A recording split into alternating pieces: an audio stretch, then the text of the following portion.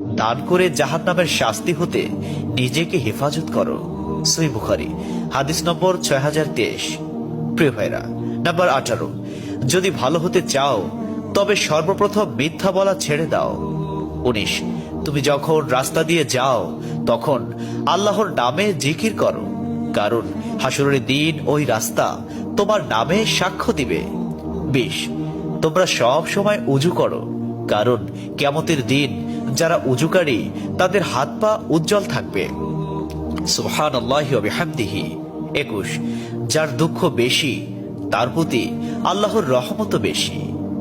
22, যখনই নামাজে দাঁড়াবেন জীবনের শেষ নামাজ মনে করবেন। 23, যে মহিলা গর্ভাবস্থায় 1 খতম কোরআন পাঠ করবে তার গর্ভের ওই সন্তান একজন নেককার বান্দা হিসেবে দুনিয়াতে আগমন করবে। সুবহানাল্লাহ। 24, চুপ থাকার কারণে মানুষের যেই মর্যাদা হাসিল হয় তা 60 বছর নফল ইবাদত হতে উত্তম। সুবহানাল্লাহ। 25, রাসূলুল্লাহ সাল্লাল্লাহু আলাইহি ওয়াসাল্লাম বলেছেন, জান্নাতের সবচেয়ে নিকটবর্তী আমল হলো সময় মতো সালাত আদায় করা। সহিহ মুসলিম হাদিস নম্বর 260। 26, যে ধোঁকা দেয় সে আমার উম্মতের অন্তর্ভুক্ত নয়। 27, তুমি জানো তুমি সঠিক, তবুও তর্ক করো না, তর্কে জড়াইও না।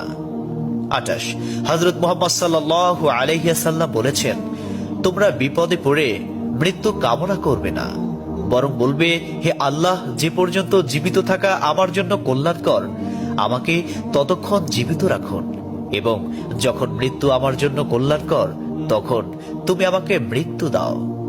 29, সূরা ইয়াসিনকে কুরআনের হৃদয় বলা হয়।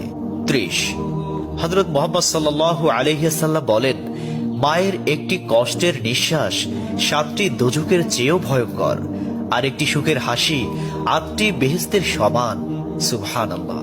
31, যে অন্যের বাবা মাকে গালি দিল সে যেন নিজের বাবা মাকেই গালি দিল।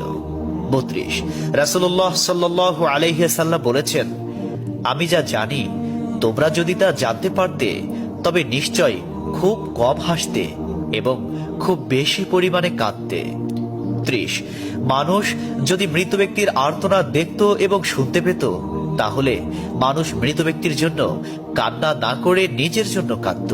34, মহানবী সাল্লাল্লাহু আলাইহি ওয়াসাল্লাম বলেছেন, সূরা ফাতিহা তোমরা ধীরে ধীরে পাঠ করো, কারণ মহান আল্লাহ নিজে তার জবাব দেন। সুবহানাল্লাহ। হাদিস সূত্র মুসলিম 910। 35, রাসূলুল্লাহ সাল্লাল্লাহু আলাইহি ওয়াসাল্লাম বলেছেন, কিয়ামতের দিন যে জিনিসটি